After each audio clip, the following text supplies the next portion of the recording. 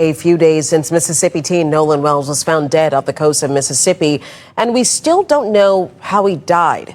Now his family is determined to get the answers themselves. So in an interview with journalist Don Lemon, attorney Ben Crump, who's representing Wells' family, says they sent his body to Washington, D.C. for an independent autopsy. So Crump says the family is not accepting their son died by coincidence or accident. There is a recording that investigators have acknowledged exists. In it, according to the family's own attorney, two voices are yelling at each other on a boat. One of them belongs to Nolan Wells. The other belongs to someone the public still hasn't identified.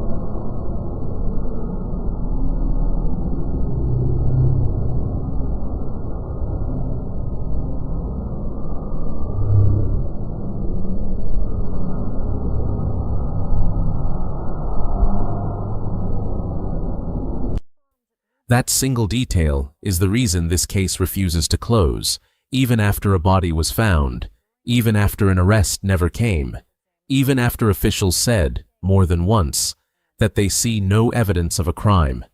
Because here's what almost nobody is talking about directly. Finding Nolan's body didn't answer the question everyone assumed it would. It just moved the question. It stopped being, "Where is he?" and became something much harder to sit with, which is, what actually happened to him before anyone realized he was gone. That's the real story here. Not the search, not the discovery. The gap in the middle that nobody has fully explained.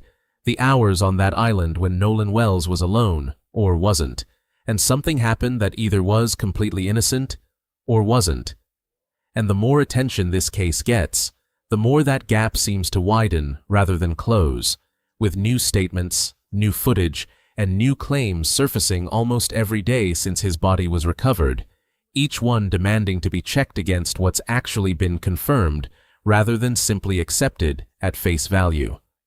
Because the most important part of this case may not be what happened after Nolan disappeared, but what happened in the moments before. Welcome to American Crime Tracker, where we uncover the cases that shocked America, follow the evidence, and explore the mysteries that still demand answers. If you're new here, please subscribe and join our community of true crime enthusiasts breaking down the stories behind the headlines. Like this video and turn on notification so you don't miss the next case. Let's lock down what's actually confirmed, because there's a lot of noise around this case, and not all of it is accurate or verified. On the afternoon of July 4th, Nolan was on Horn Island, a remote barrier island off the Mississippi Gulf Coast, with a group of friends. Sheriff John Ledbetter has said Nolan was last seen there around 3 o'clock. Not long after, the group's boat began taking on water due to a failing bilge pump, and they made the decision to head back to the mainland. Nolan stayed behind, reportedly under the belief that another boat, with another group still out on the water, would bring him back later that day. He never made it home. His mother, Christine Wansley, reported him missing just before midnight, roughly 9 hours after he was last seen alive. A multi-agency search launched almost immediately, involving the Jackson County Sheriff's Office, the U.S. Coast Guard, the Mississippi Department of Marine Resources, the National Park Service, and volunteer groups like the Cajun Navy. For 2 days, that search turned up nothing despite the sustained, coordinated effort.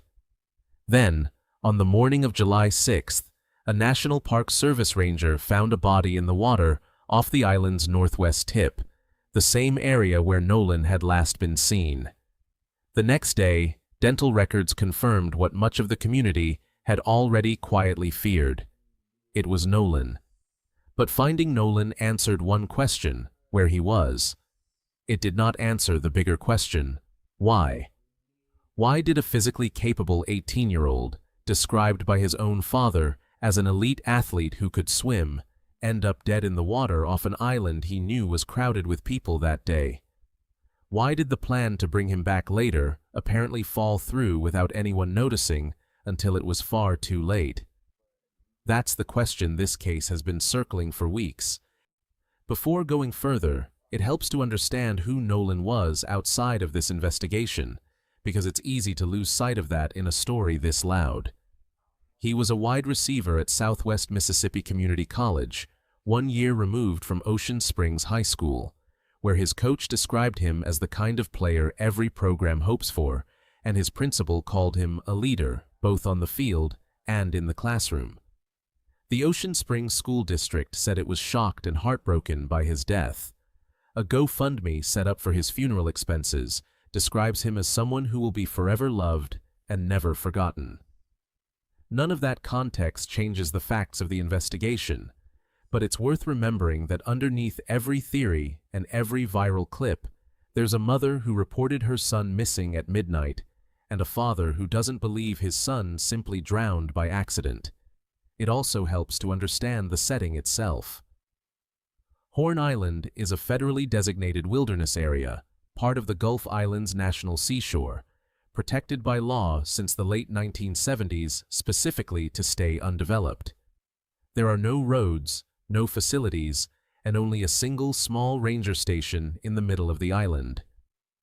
On a holiday weekend, according to a Cajun Navy volunteer who spoke with CNN, the beach that day was packed with boats and people, some of whom had been drinking. That's the environment this entire case unfolds in, crowded during the day, then rapidly emptying out as boats head back to the mainland in the evening, leaving whoever stays behind essentially isolated. The official explanation is straightforward on its surface. The friend group's boat started taking on water.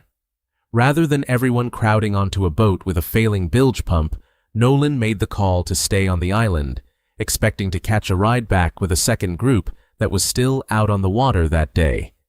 It's a plausible explanation.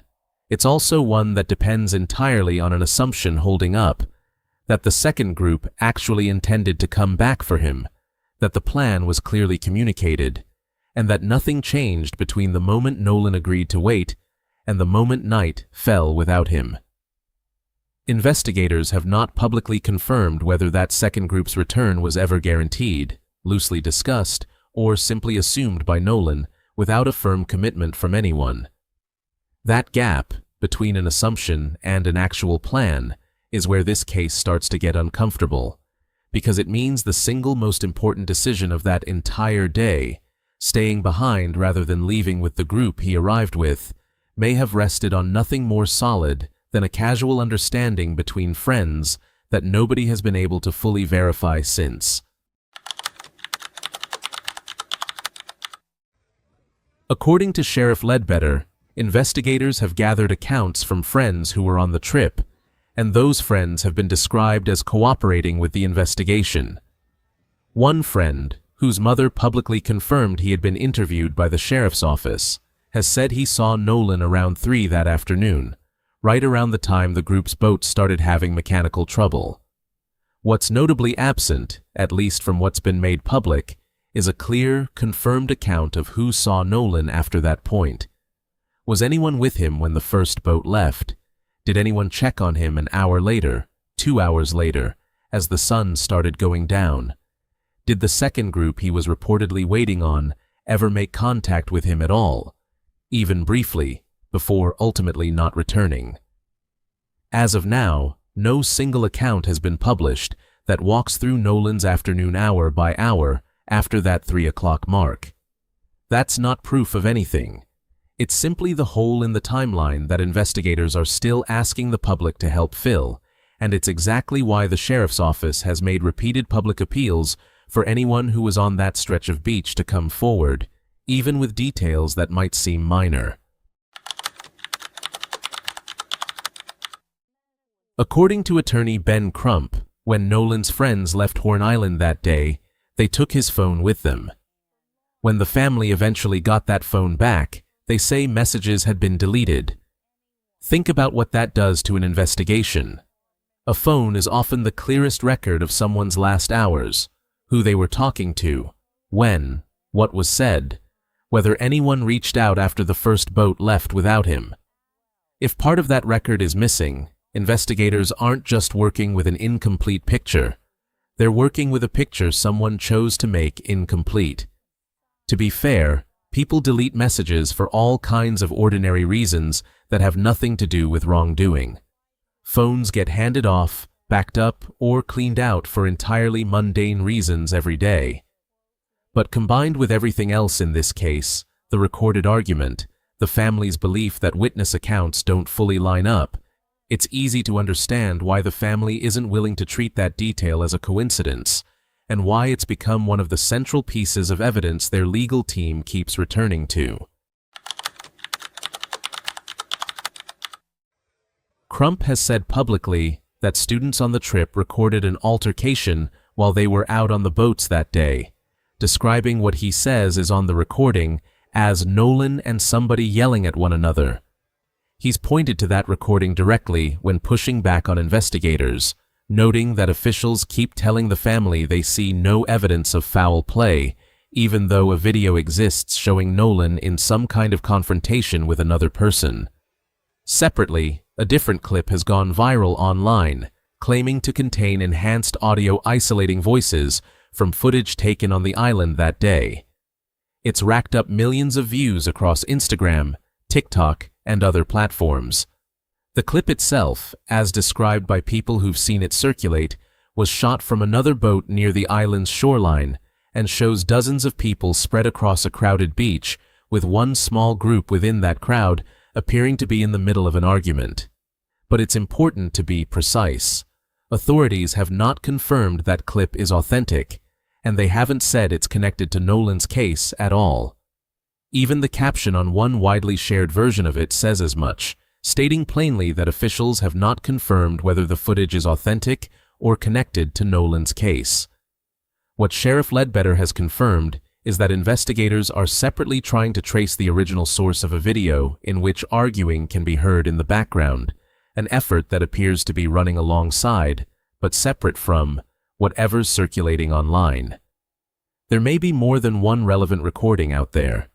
Investigators are still sorting out which ones matter and which ones are noise, and that sorting process is exactly why the department has continued asking for original, unedited files rather than relying on clips that have already been cut, captioned, and reshared thousands of times. And this morning, we're focusing on the desperate search for answers in the mysterious death of 18-year-old Nolan Xavier Wells.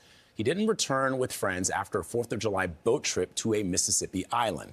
Wells' mother reported him missing that very night, but tragically, a few days later, his body was found. Now, there are a lot of questions about what happened to him, and his family is demanding answers. Nolan's parents, Christine and Elmore Wansley, and their attorney, Ben Crump, are joining us now in studio to talk more about this. Thank you both and Attorney Crump for being here under these especially difficult circumstances that no parent ever wants to live through. Christine and Elmore, can you help us understand what your understanding is of the timeline and what questions you both still have about what actually happened to Nolan? Between the deleted messages, the recorded argument, and their belief that witness accounts from that day contain contradictions, Nolan's family has made clear they are not accepting the initial explanation at face value. They've retained Crump, who also represented the families of George Floyd and Breonna Taylor, a signal in itself of how seriously they intend to pursue this. They've arranged an independent autopsy, separate from the state's official one, to be conducted in Washington, D.C. And Nolan's father has been direct about why an accidental drowning doesn't sit right with him. His son was an elite athlete, in strong physical condition, and could swim. None of that proves what happened. But together, it explains why "case closed" isn't a phrase this family is prepared to accept without a fight. It's worth understanding why Crump's involvement alone changes the scale of this case. He's the attorney who represented the families of George Floyd and Breonna Taylor, two cases that became defining national moments in conversations about how law enforcement handles the deaths of Black Americans. When Crump takes a case, it rarely stays local for long, and this one hasn't. Part of what's fueled the intensity around this story is that, in photos from the boat trip that day, Nolan appears to be the only Black man among his friend group. That detail, once noticed online, drove comparisons to other cases involving Black individuals who died under unclear circumstances while surrounded by white acquaintances, including the case of Tamla Harsford, a Black mother whose 2018 death during a gathering with a group of white women has long been disputed by her own family. Whether or not that comparison holds up to this case, it explains why so much of the public is reading these events through the lens of a much older, larger conversation, and why the pressure on investigators for transparency has only intensified. Here's where the two sides of this case sit in tension. Sheriff Ledbetter has been consistent. His department has said, repeatedly, that they currently have no information suggesting a crime occurred. He's confirmed Nolan's friends are cooperating.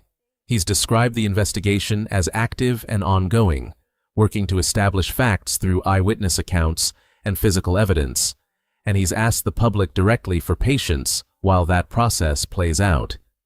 At the same time, his own department's public requests suggest the picture isn't fully assembled yet.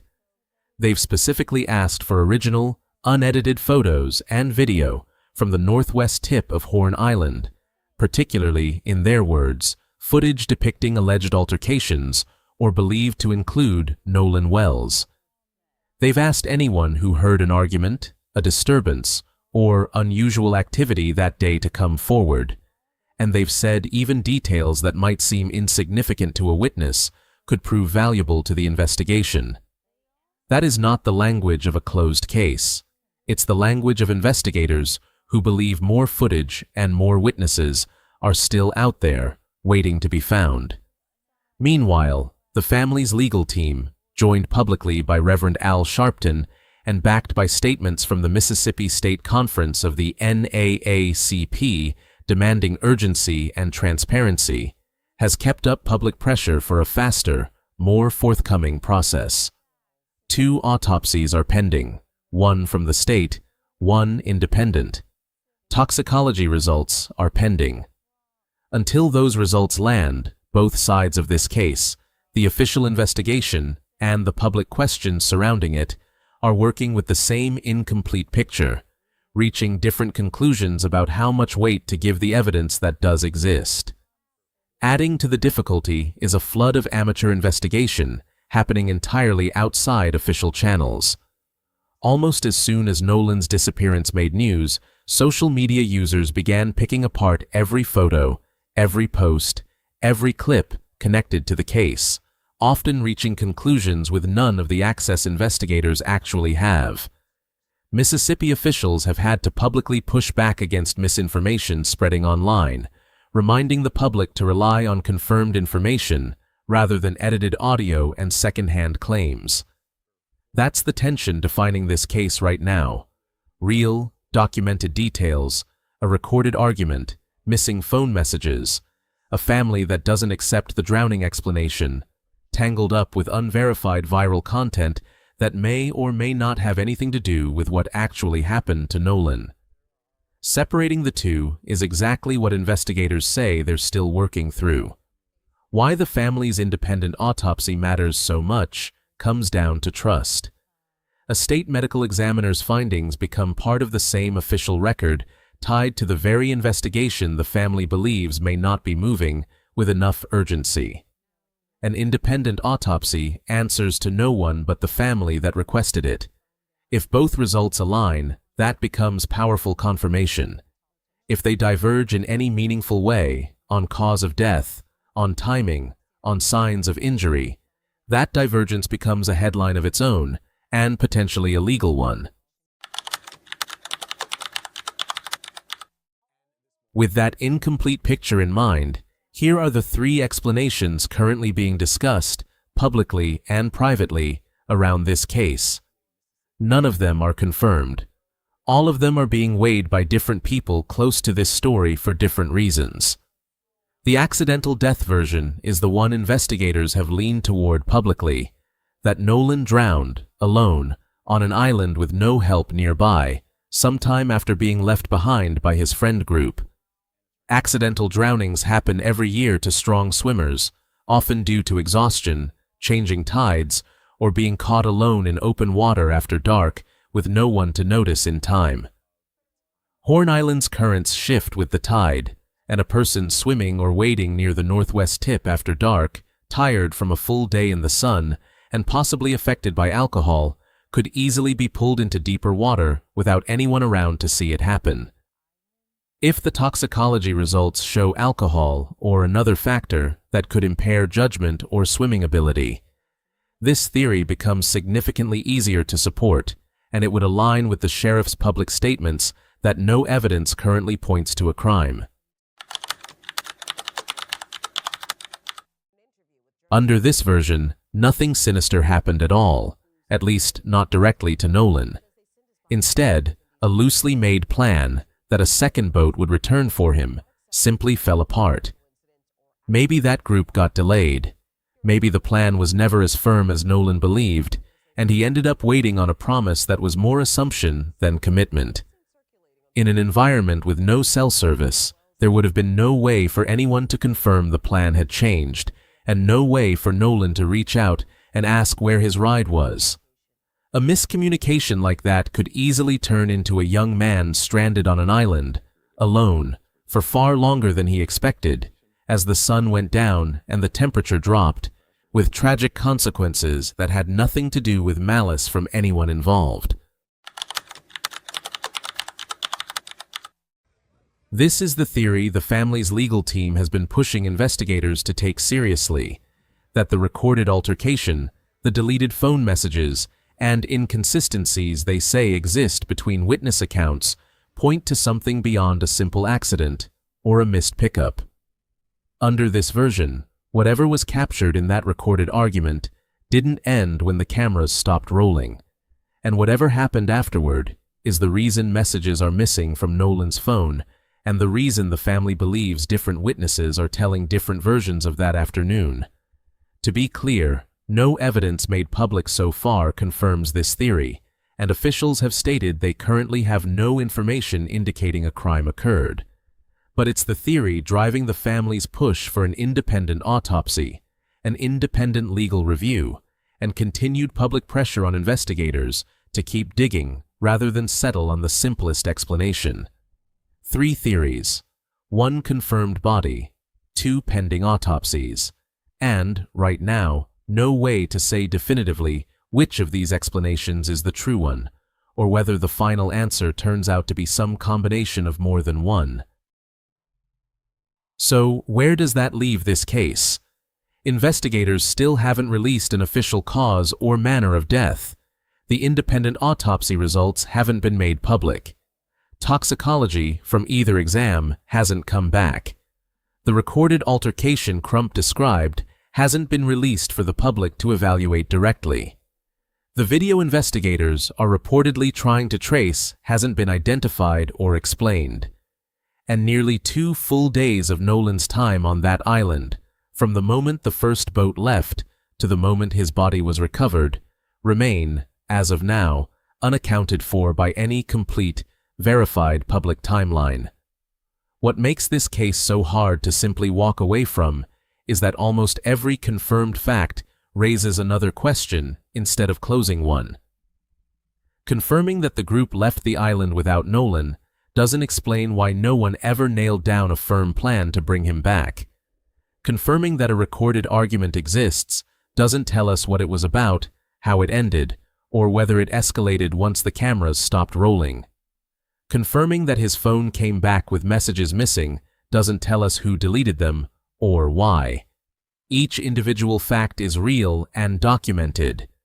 Put together, They still don't add up to an answer, only a much clearer picture of exactly how much remains unknown.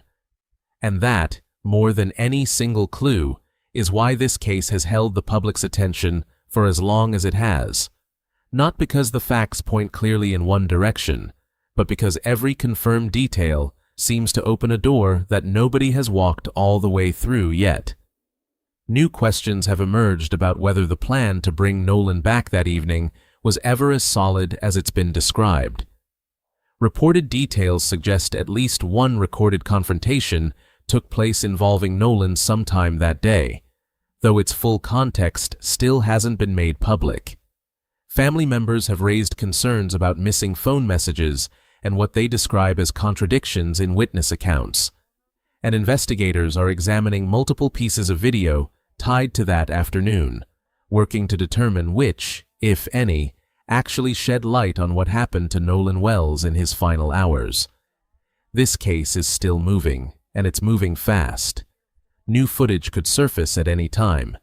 Either autopsy could return results within days and reshape everything discussed here.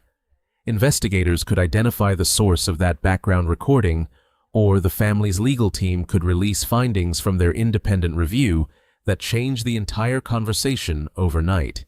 If you want to be here the moment those answers finally come out, make sure you subscribe to this channel so you don't miss it. This video is based on publicly available news reporting, official statements from the Jackson County Sheriff's Office, and public statements made by Nolan Wells' family and their legal representatives, current as of the time of publishing. The investigation into Nolan Wells' death remains active and ongoing. No individual has been named a suspect, and no charges have been filed.